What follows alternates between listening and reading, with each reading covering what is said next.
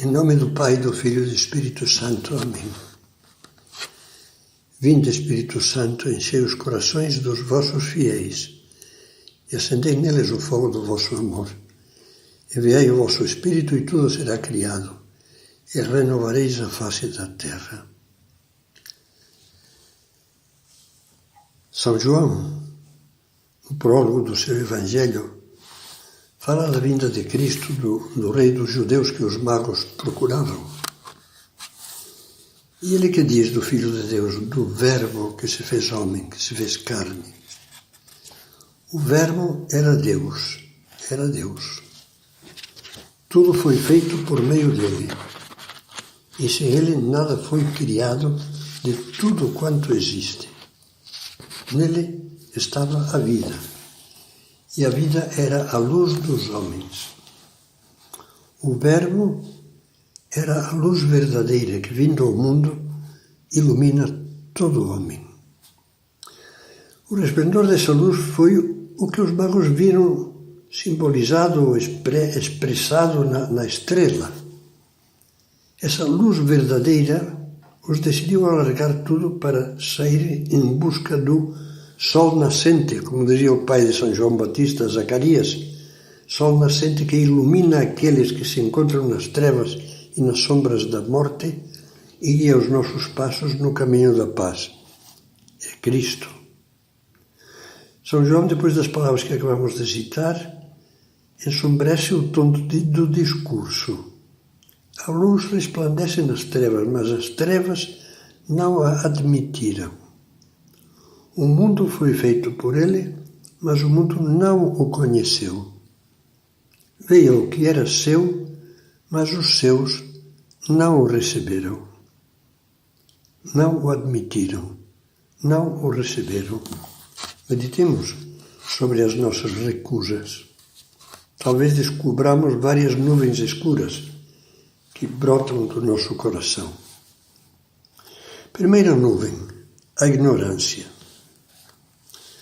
Antes de mais nada, é bom recordar que a luz de Cristo se desdobra na nossa alma em duas luzes. A luz da verdade e a luz do bem. Só Jesus, Deus e homem verdadeiro, pode dizer: eu sou a verdade, eu sou a luz do mundo. Aquele que me segue não anda nas trevas, porque terá a luz da vida. E afirmará também: ninguém é bom senão só Deus. Isto é, só Ele pode nos ensinar qual é o verdadeiro bem.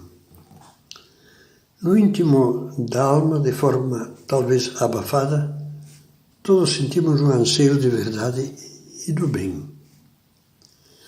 O agnosticismo cético está na moda, mas não nos satisfaz.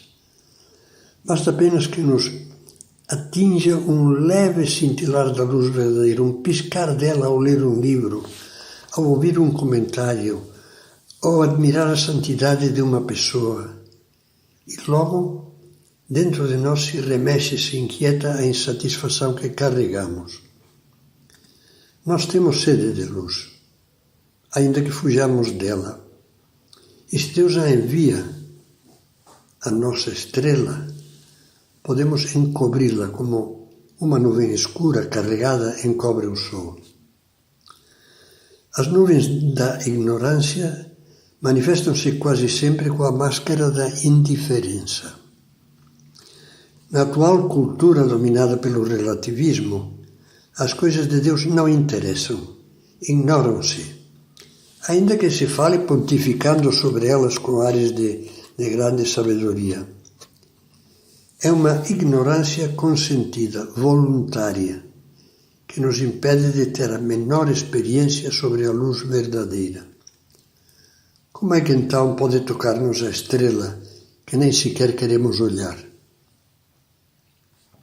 Olhos que não veem, coração que não sente, diz um velho ditado. Quem não sabe não pode sentir falta do que desconhece. Tente imaginar uma pessoa que foi criada nos fundões de uma caverna e que jamais viu a luz do sol nem ouviu falar nela. É claro que não lhe sentirá a falta. Porém, se descobre por acaso uma fenda por onde se infiltram alguns raios solares e se vislumbra do outro lado uma flor, o coração dará um pulo dentro dele e arderá em desejos de sair da caverna para ir ao encontro daquela beleza. Eu creio que essa imagem é um retrato de muitos homens e mulheres jovens e maduros que foram criados de costas para a religião, mas que, ao descobrirem a fenda iluminada, iniciaram um caminho de fé, de amor, de alegria que os levou até Deus. Esses souberam procurar a estrela. São poucos, talvez.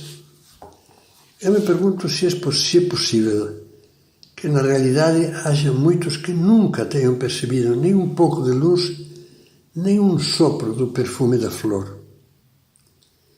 Se a ignorância fosse pura e total, inocentaria.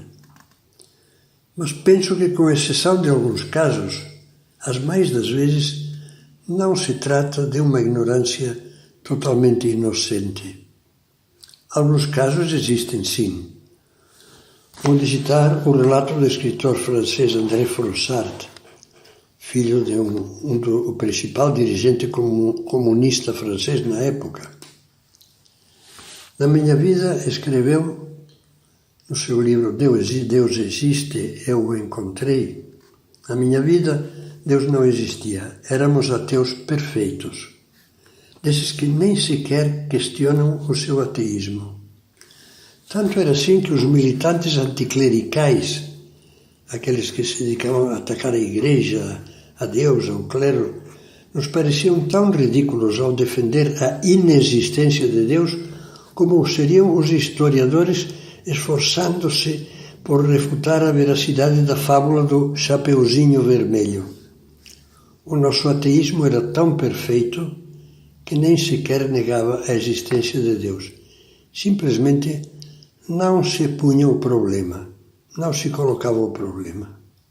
Era, como ele mesmo diz, o ateísmo imbecil que não se questiona.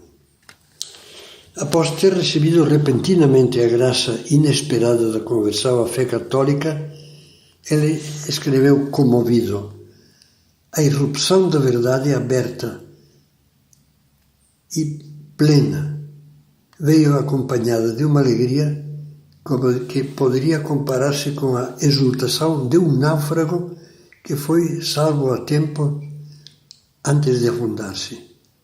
Naquele momento em que fui resgatado para a salvação, quando tomei consciência da lama em que, sem sabê-lo, estava afundado, pensava em como pude ser capaz de viver ali, de respirar ali durante tanto tempo. Ao lado de casos como este, porém, há muitas ignorâncias que pouco têm de inocentes, o que veremos na próxima meditação.